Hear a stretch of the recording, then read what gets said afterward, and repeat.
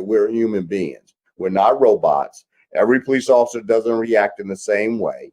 And we want people to realize that. Nearly every government player in the system is a participant, right, in the perpetuation of systemic injustice.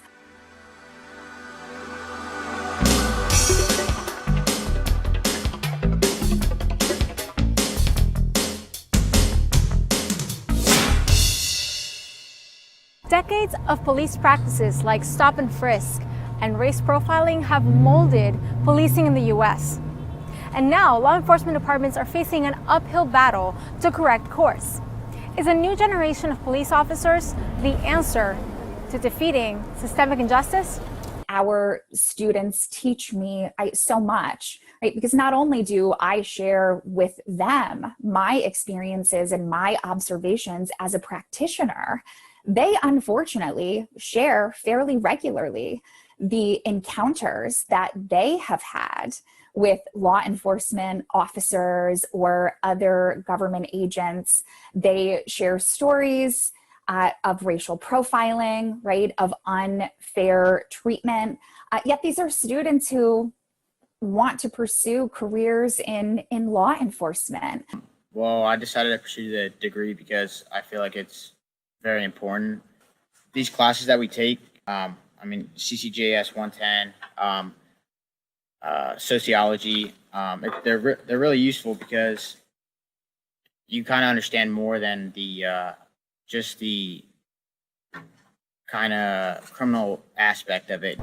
It's no secret that personal experience can impact how we perceive others. If a crime is committed by a young Black man, right, by and large, the image that the media will share regarding the alleged perpetrator of that offense is a mugshot. Right? It is someone who looks angry, perhaps who looks afraid, who looks disheveled. If an offense is allegedly perpetrated by a young white man, what you frequently see is a senior class photo. You see a photo of him with his family, right? You see him at his most human and at his most relatable. Regardless of whatever happens in the news, in the police, just in the police field in general, I mean, you just have to remember that you work for the people and that's your number one priority.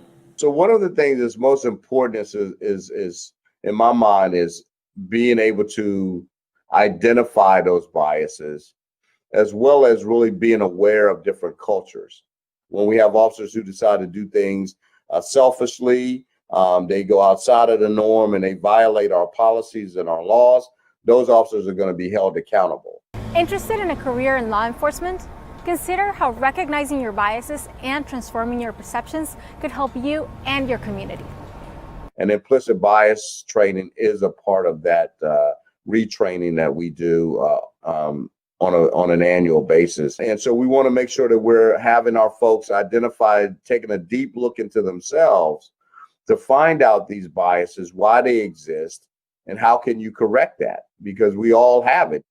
Before I started at MC, I was a full-time practicing criminal defense attorney. I began my career in Baltimore City, in the public defender's office in East Baltimore. Right? So I, got to observe firsthand the very real impact that bias, not only from police officers, but bias from prosecutors, bias from judges, right? The negative impact that has on litigants in the system. And those are litigants who are disproportionately low-income folks, right? They are people of color. So I am able to bring into the classroom real accounts of bias on display and create opportunities for students to evaluate how they might have responded, right, if they were confronted with a similar situation. Future law enforcement officers in our county will experience high standards in their training and preparedness. Montgomery County sets high standards for the people that they hire.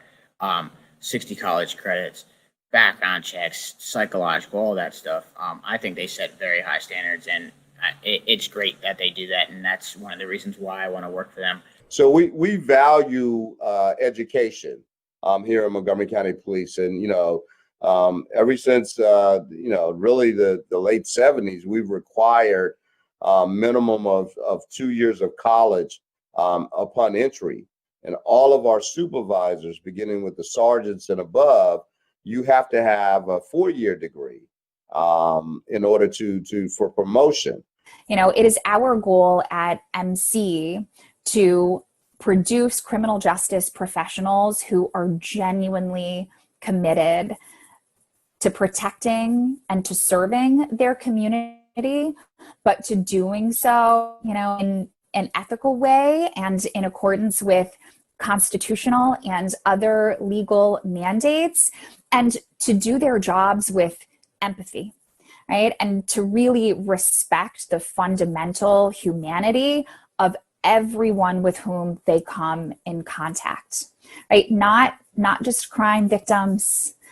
I mean, you have to think of it. Everybody going into law enforcement now, we can be the change in law enforcement, bridge that gap between the community and the police, and overall just have a better community and better relationship. Because we can't continue to keep severing ties with the community, because then we just lose trust.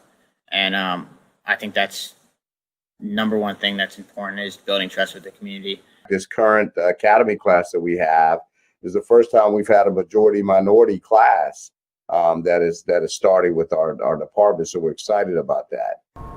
This is Outlook Montgomery. Thanks for watching.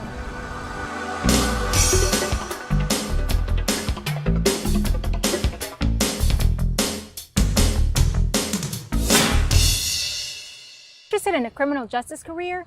Visit montgomerycollege.edu/criminaljustice.